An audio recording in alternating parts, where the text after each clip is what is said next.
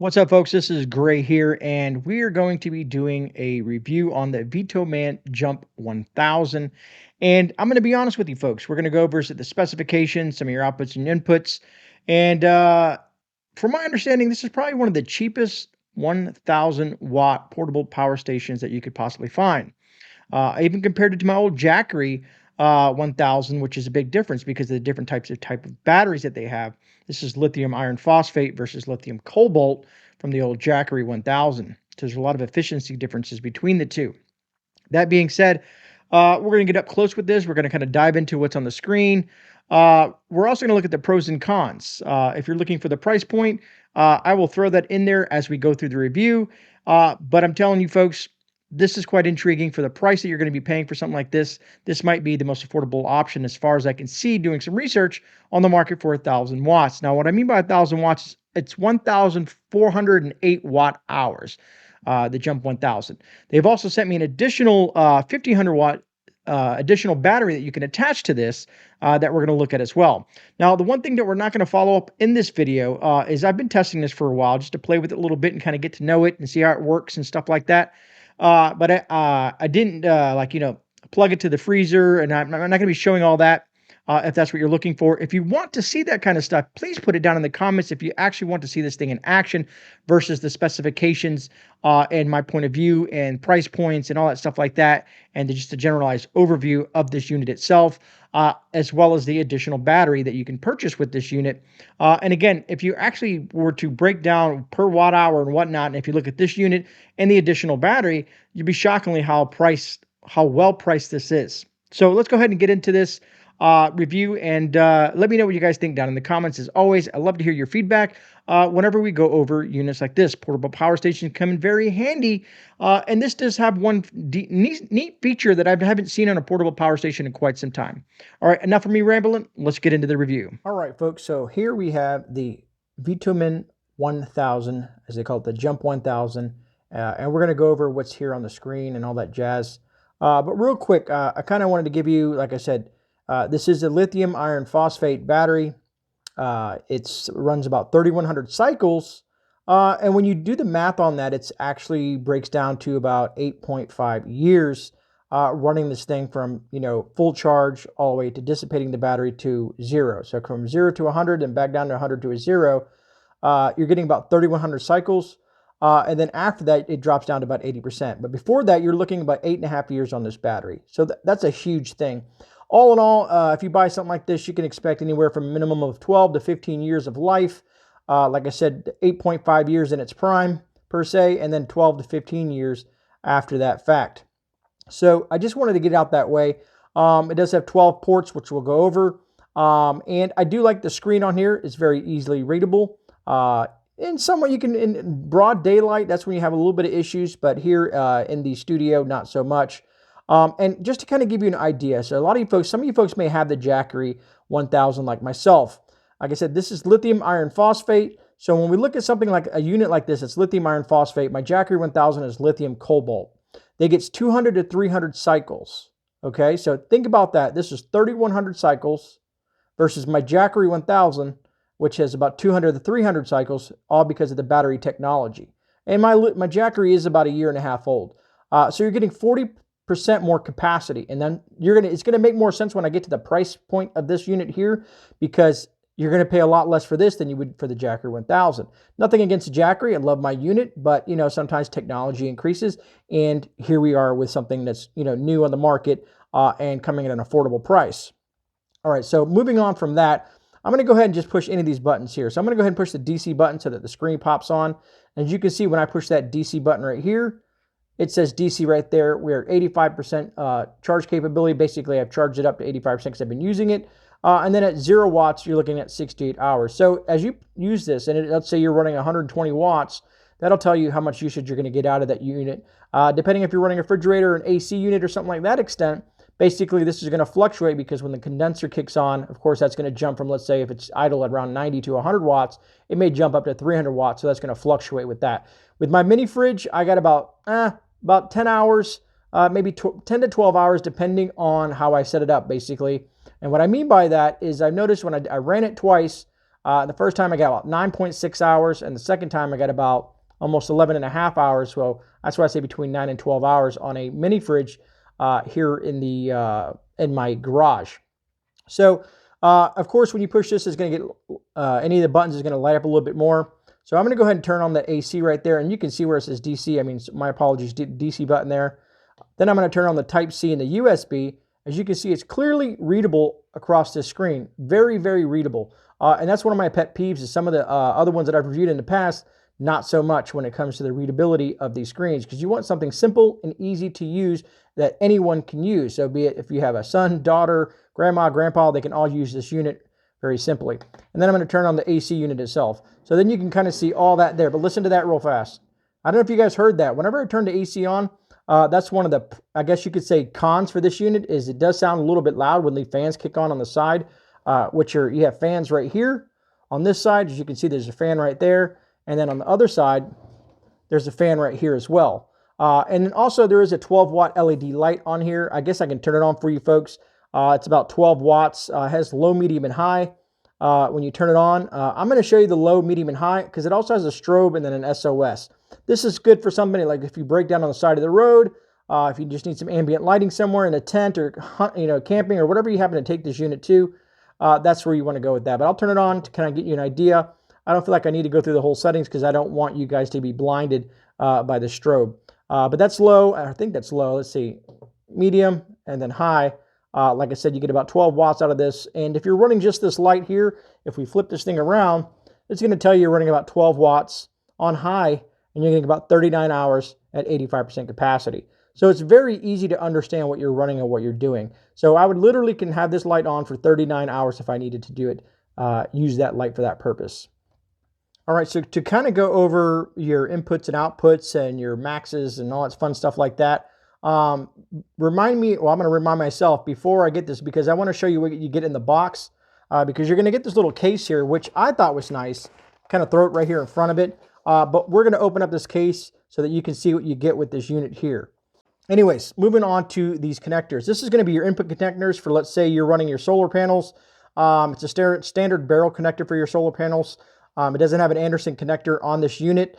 For some of you folks that ask about the Anderson connectors on certain units, but the input, basically you have two DC inputs here. And let's say you can put a 100-watt solar panel on another 100-watt solar panel because the max you can do on this unit is 200 watts max on the solar.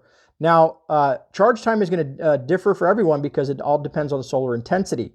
That's where things get complicated because, you know, if you have a really cloudy day, partly cloudy day, or really sunny day, that's all going to equate what you got going on here. So just to kind of give you an idea. Now, let's say if you're going to plug in run this through the AC adapter, to plug in and to charge it, or if you're going to use a car adapter or whatnot, you're going to probably get 180 watts input into this unit. And if you're using a car, about 180 watts as well. Now to charge it via AC, you're looking about 8 to 9 hours from 0 to 100 with this unit. If you're going to be using your car adapter, anywhere from 9 to 10 hours. And reason I say that is because if you're running only 12 volts in here, you're only going to get about 100 watts. If you're running 24 volts, you can almost max out around 200 watts on the input here. So that kind of gives you a breakdown of, different types of charging methods because it has 3 different types. You can use your car, your AC, and your solar. Like again, solar's max out at 200 watts. And the reason I'm saying that is because there's other units out there that we've discussed that go 5, 6, 7, 800 watts. This is not that unit. But for the affordability of this and how you can use this in an emergency, of course, is always a benefit to that because you're looking at your price point and you're looking at units like this.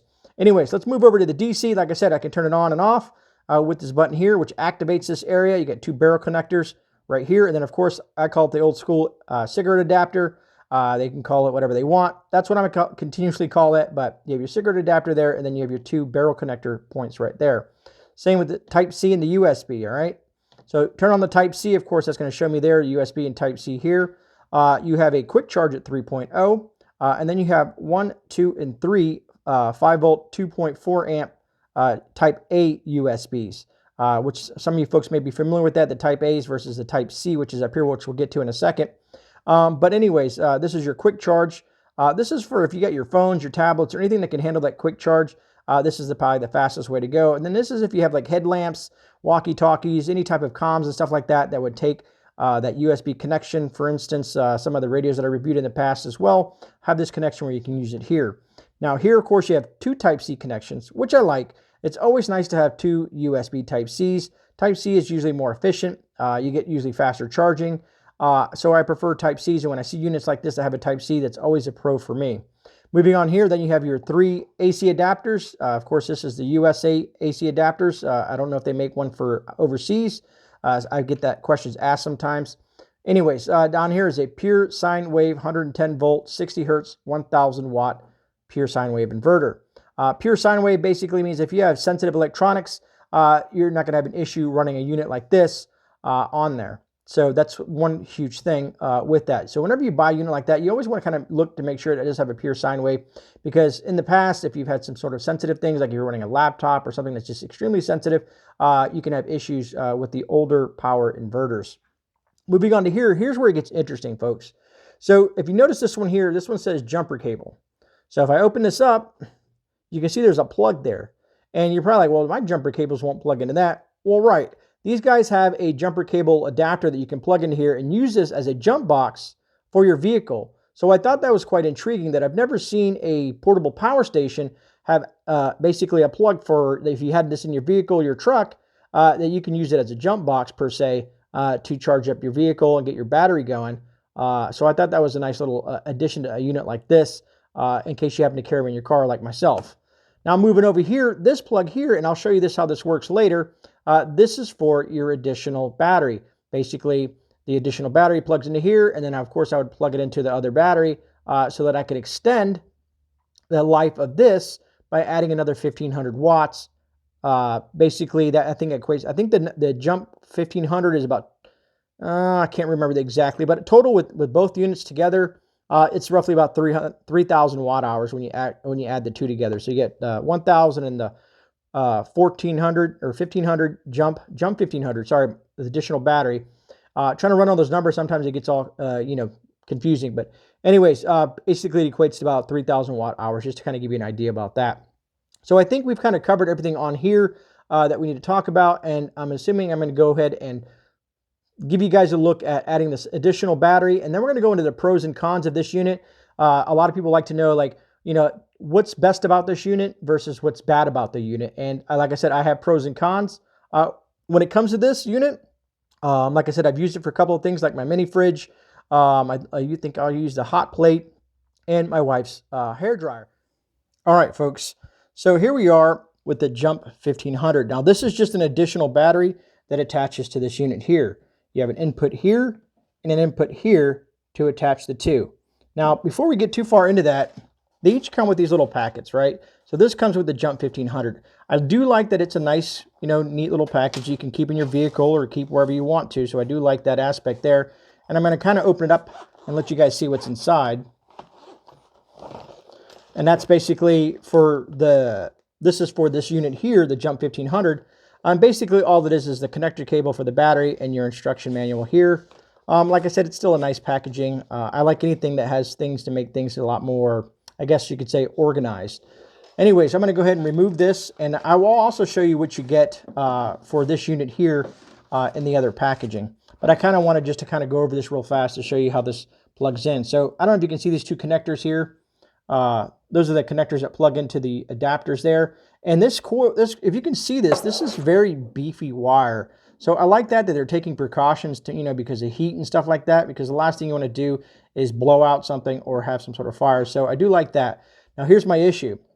What I would prefer is a longer cord. This is one of my cons, I guess you could say, is I would like a little bit longer cord. Because what about, and if you notice, they both have these little tops on here like this, right?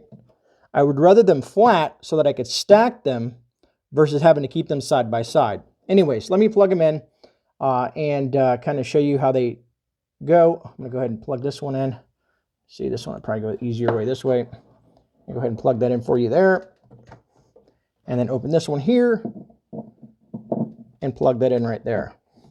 Then the easiest way to do this is just, you can see how it's just right there. It pops up at 75%, shows you 25, 50, 75, and 100%. You can turn this on and off from this point here if you want. Like, let's say if I unplug this and it doesn't show you the battery, you can turn this on and off from this button here. and then this will come on when this is not plugged in from pushing this button. We'll go ahead and add that to that just so you can kind of see the whole connection and how it looks. That's how it's, now you can see my issue with the wire, right? To me, I wouldn't mind maybe, maybe a 3 foot, maybe a 6 foot wire, depending on what I'm doing, just so I can have some space and do some stuff like that. If not, if you could get rid of this handle on top, which I know a lot of people like the handles, but I like it if you could do more so of something, let's say, let's move this to the side here. If you could do like a, per se, a handle right here, if you can incorporate maybe moving this down here. And I know I'm just kind of going a little bit above and beyond and being nitpicky, but I'd rather have a handle on the side versus on the front. These things do got some weight to them. Like I said, they're pretty heavy duty and whatnot. And then again, like I said, if I turn all the stuff on, you can see how the two work in conjunction to each other. And that's the fan sound. It only comes on for a second, but if you're pushing this thing really hard, the fan is very loud. That's my other only issue with it. If you're trying to look for, it's a lot quieter than a gas powered generator. If that's any, concession to that whole issue. But the fan it does have a pretty loud fan. Now I get it. It's a very powerful fan and it wants to cool this very quickly. So I understand the whole process. Like I said, I'm just more so, let's say, nitpicking per se, right? Because like I said, for these two, what you get for the price point, like what your bang for the buck is phenomenal pricing from my perspective. Anyway, so you add that to that, and you add that, you put these together, you're at about 3,000 watt hours. So it's nice to have that they have that connectability. Now, also what I would like to see, let's say on these guys, is if you can daisy chain more batteries. There's other companies out there that offer that where you can daisy chain more batteries. But, like I said, that's just my perspective, because some people might be trying to run something a little bit more powerful and need more length of time. Let's say you're in a hurricane situation or some sort of emergency situation, and you need more power because your power's not going to come on for days and days and days. And maybe, let's say it's cloudy out and you don't have the capability to do some charging with the solar and whatnot, or, you just don't want to use your car and waste gas. So those are just certain things that I've pulled apart. I like to be honest with you guys when I do stuff like this, just so you can see where my mind is. But all in all, like I said, I do like the unit. I have enjoyed using it, and it's worked for everything that I could possibly use it for. No weird stuff like I've had in the past on some of the other things that I've done, whereas some of the units just cut off. Anyways, I want to make sure if there's anything else I want to cover. I think we're going to go back to the desk and basically go over the price point of these two units. I'll talk about this one individually if you're looking at something like this or something like that, or together, depending on what you're looking to do. But you will be actually pretty surprised on the cost of this and that, or just this. All right. I almost forgot. I wanted to show you what you get with the Jump 1000 in their case. Like I said, these cases are pretty nice. They're little zippered pouches that keep everything nice and neat. And like I said, I almost forgot to show this because most people probably will be more interested in the Jump 1000 versus the additional battery because, if you're looking for cost effectiveness and whatnot. But all in all, like I said, here you go. So you're going to get your power adapter, your AC power adapter, and here's your brick to goes with that. You got your barrel connector there, but you're going to get your AC power adapter and your barrel connector. So that's in this package as well. This is for your cigarette adapter, as I call it, the 12-volt accessory adapter, again with the barrel connector to charge the unit. So again, you're going to get that along with your AC adapter. Now, here's what I think is cool, is you get a couple of different things here. They actually give you a Type-C cord. So a Type-C to Type-C, in case you don't have one, and then also a USB-A to Type-C. So I thought that was nice, isn't it? They threw these extra cords in there, some people, so you don't have to go searching for it. It's already in this packaging here, and you're good to go. And that's kind of what's in here. And yeah. Like I said, again, I like the nice packaging that it comes into, keeping everything nice and organized. All right, folks, so that kind of gives you just a general overview of the VTOMAN Jump 1000 and the additional battery, the Jump 1500. One thing I didn't add in, the close-up, it does have the battery management system. It does have MPPT controller, so when you put your solar on there, it's all built in.